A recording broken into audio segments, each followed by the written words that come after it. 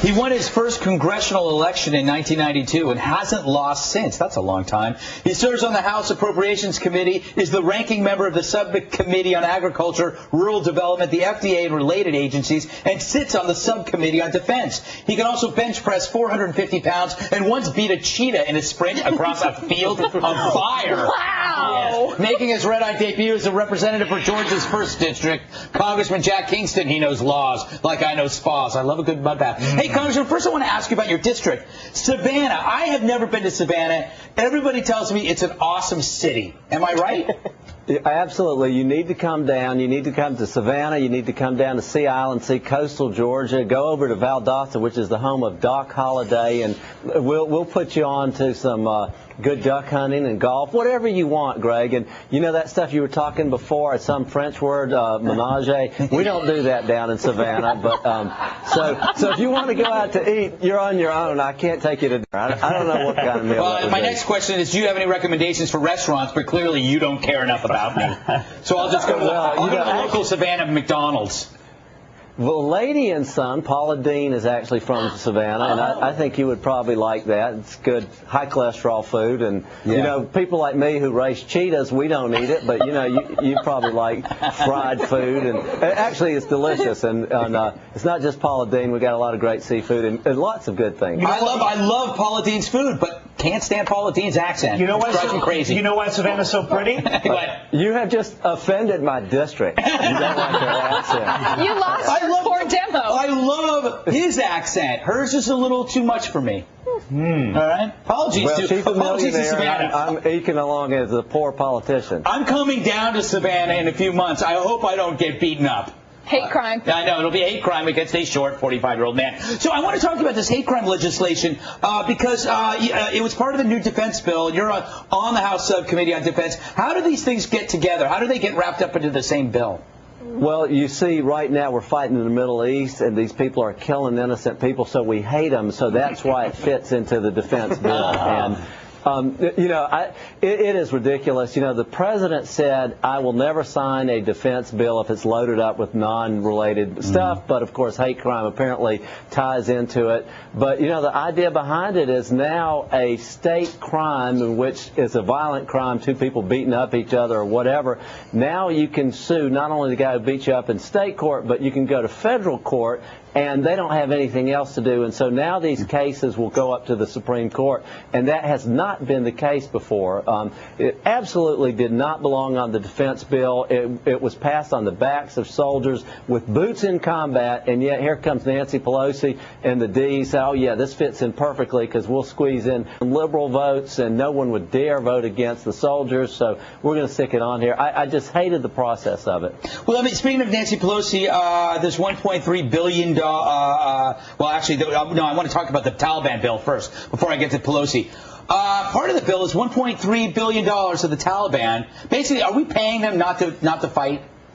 Yes, we're kind of buying some friends, or renting them might be more accurate. But the problem is, this money was put in the bill 10 years ago in Iraq so that commanders on the ground, like colonels, when they have a problem, they can have some street money to say, you know, help clear a building, clear a road or something like that. I mean, they needed a little bit of street money, and there was a real practicality in it, because if you look at what happened in Iraq with the Sons of Iraq, you needed to get local people involved in local problems, and that really was helpful and a positive force in Iraq. And so now we've expanded what was $160 million, now $1.3 billion. And, you know, the problem is some of these guys really are guns for hire. They're not ideological. They're out there. And so we are buying some friends or renting them. And I think you're kind of darned if you do and darned if you don't. But I do trust the American commanders in Afghanistan or Iraq to spend the money better than we could in Washington, D.C. Hey, Congressman, I got to go to a break, but can I keep you around for the next segment? Because I got to. I'm here as long as you don't show the picture of the fat guy in the Speedo anymore. Well, then you know what? I'm all yours. See you later. I didn't know it was your brother. No, you should have told me. Nah, there's some guy I met in the subway. But stick around. We'll be right back with Congressman Kingston.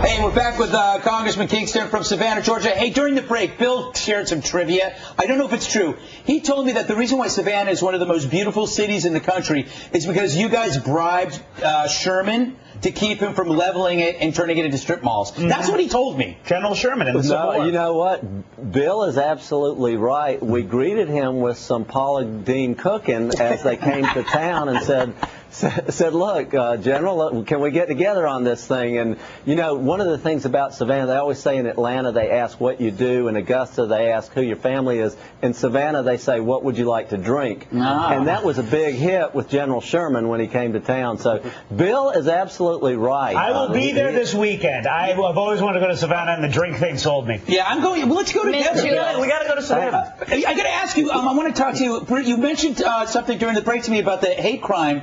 There's another part of the hate crime legislation about age, right? Yes, there are protected groups, and you can't discriminate against a protected group, and that includes, among all the things you guys have already listed, it includes people over 40. And, you know, what my concern is, if you guys start pushing me around, I know it's a hate crime, so, you know, I just putting you on notice now. I got lawyers. I can call the right people. All right, one last question. The Pelosi's bill, pass, no pass, has it got a chance in hell? What do you think?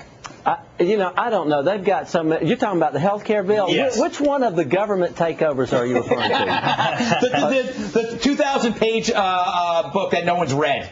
Bill, you know what? I think it's got a 50-50 shot. And, you know, your viewers are going to be paying for it because one of the things that's interested in here is a young person has to pay 50% of the premium of an older person. So if you look at Gen X or Gen Y, if their premium is $1,000 and they have no insurance claims whatsoever, their dad, who's, you know, like on a ventilator, and the insurance company has to shell out $100,000 a year for him, his premium can still only be twice as high as the Gen Xer. So Gen X pays $1,000, the person with all the claim can only pay $2,000, and so the burden of this bill is the mandated benefit on Gen X and Gen Y. They are the people who are going to be paying for it. It's a $1 trillion bill, and it takes freedom away, reduces quality. Congressman, we got to go, but I got to tell you, I like the fact that you assume that our viewers are Generation Y, when in fact, I don't even know if they can pronounce the alphabet. They're Generation I love you people. Yes. All right. Congressman Kingston, a pleasure having you on the show. Please come back. We had a great time. There goes my pen. Y'all come back now. All right, thanks a lot. Y'all take care. Excellent. See you in Savannah, Bill. Well, I'm coming. Welcome. We'll close things out with the post-game wrap-up.